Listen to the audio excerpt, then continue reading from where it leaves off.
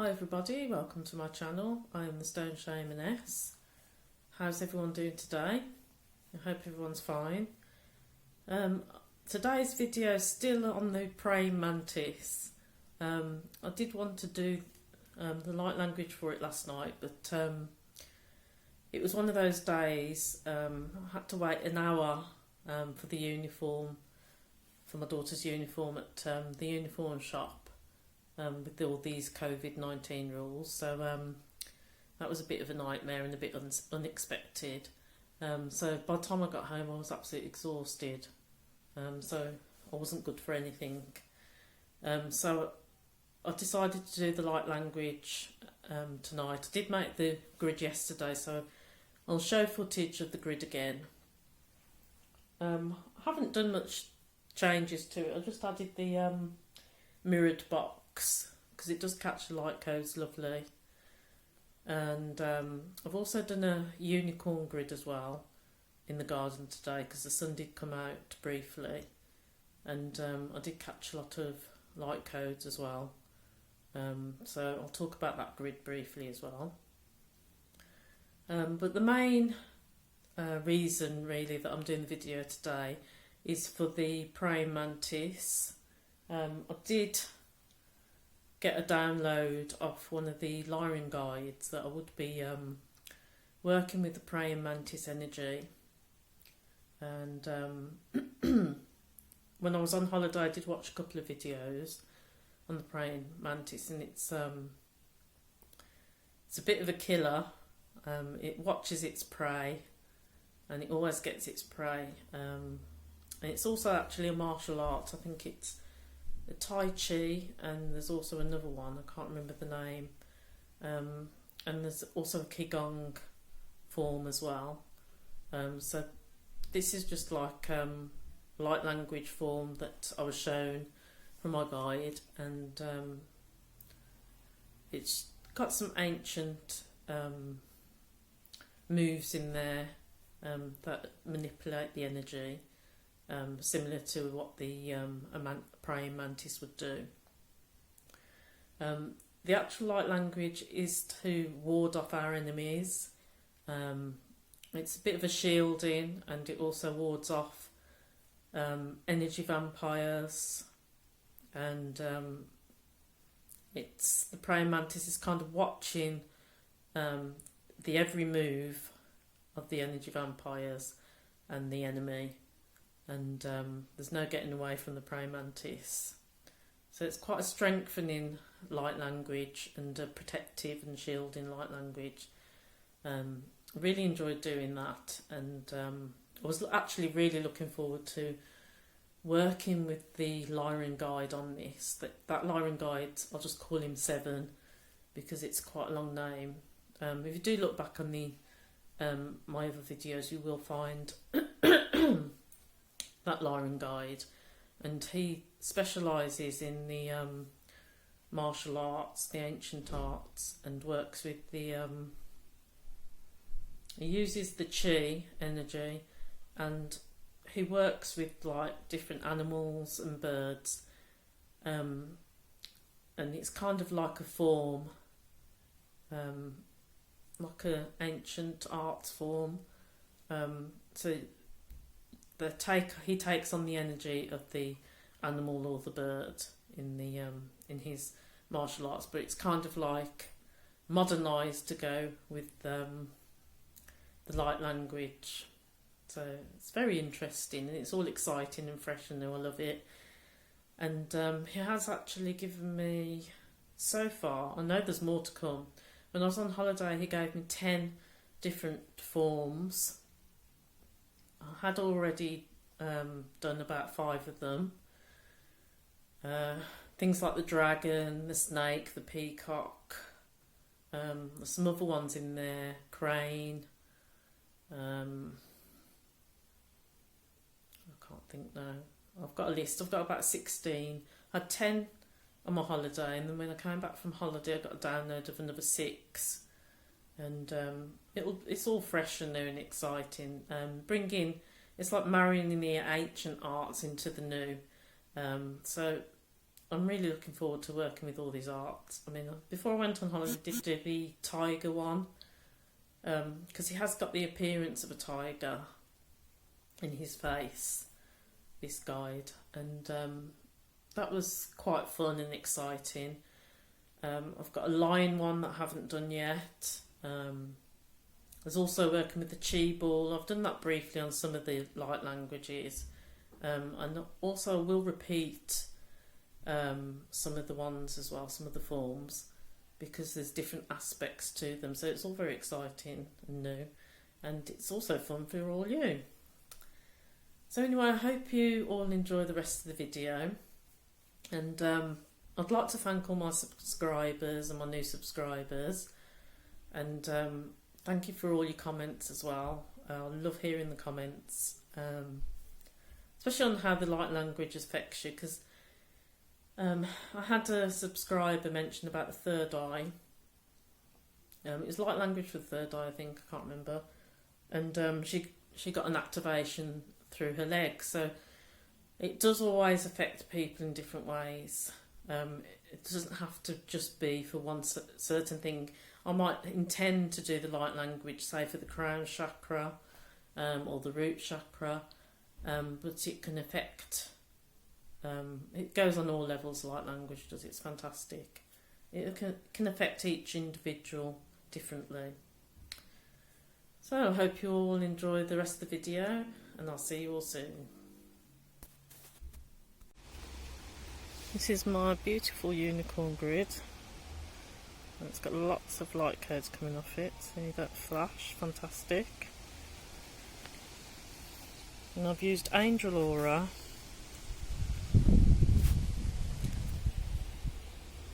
It's very windy today. I've used my faceted glass pyramids because they catch the codes. I've used my mirrored box to reflect from the star. That's absolutely fantastic. And of course my unicorns. We've got one with the gold horn and one with the silver, so that represents masculine and feminine, or divine masculine, divine feminine. And I've got some lovely pieces of Angel Aura, some big large ones. That one's a record keeper, it's a beaut. I've got Angel Aura tumblestones as well, and another piece of faceted glass. Look at the lovely codes that you get off those. Absolutely wonderful.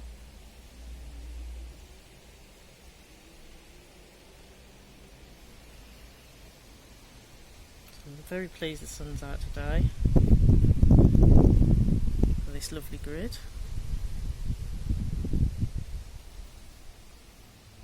And that was a nice colour there. So that grid, I always get the magical grid when I do the unicorns, get the unicorns out. Well, that grid will connect us to the unicorns.